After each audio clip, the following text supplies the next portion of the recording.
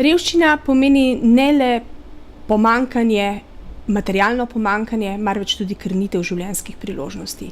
Dolgotrajno materialno pomanjkanje povzroča, da so revni ljudje izključeni iz družbenega dogajanja in potisnjeni na rob družbe.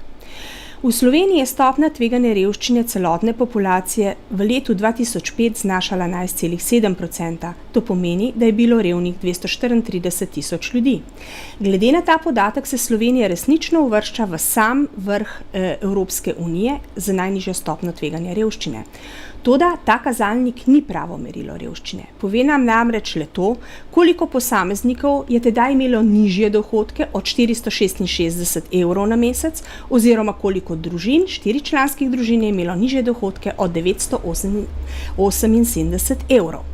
Ti podatki pa ne povedo nič o dejanski revščini ljudi, o tem, kako živijo, kako se odraža v njihovi porabi, v njihovem dostopu do zdravstvenega varstva, izobraževanja, stanovanjskem standardu ali celo nekaj tako luksuznega, kot je možnost in oblike preživljanja prostega časa. Veliko pomembnejši kazalnik od omenjenega je uradni prag revščine. Država namreč priznava, da so revni in da potrebujejo njeno pomoč zgolj tisti ljudje, ki živijo pod pragom minimalnega dohodka. Ta znaša za odrasle osebo 221 evrov, za štiričlansko družino pa 510 evrov na mesec. Prejemnikov denarne socialne pomoči v Sloveniji pa je bila zgolj petina tistih od 234 tisoč ocenjeno revnih. Nedavno izvedena raziskava o revščini je pokazala, da so ti zneski odločno premajhni in da ne zagotavljajo pokritje najosnovnejših življenjskih stroškov. Problemi se kopičijo. Večina revnih družin porabi pretežni del sredstev za plačilo rednih mesečnih obveznosti, položnic, pa še zato jim zmanjkuje denarja. Porabo racionalizirajo predvsem pri prehrani. V veliki meri jo dopolnjujejo s prehranskimi paketi, ki jih delijo humanitarne organizacije in s pomočjo sorodnikov in prijateljev.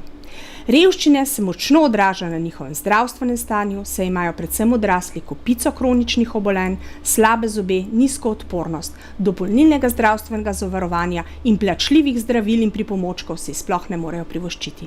Ogromno je tudi psihičnih in čustvenih težav. Kako se spopadati z revščino?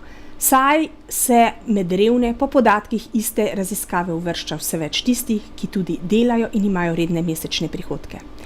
Sistem je potrebno začeti urejati pri ustreznem plačilu za delo, saj je delo resnično razvrednoteno. Revni upokojenci in revni zaposleni predstavljajo najhitreje naraščajočo skupino revnih, po podatkih humanitarnih organizacij kar 20% tistih, ki prosijo za pomoč.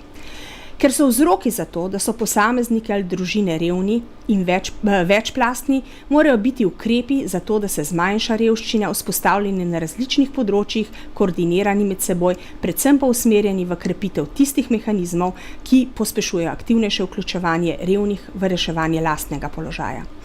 S pospešenim razvojem socialnega podjetništva bi lahko vključili v delo velik del populacije, tudi prejemnikov denarnih socialnih pomoči, ki zaradi svojih osebnostnih značilnosti ali drugih objektivnih razlogov, kot je slaba izobrazba, bolezen, invalidnost, niso primerni za vključitev na trg dela.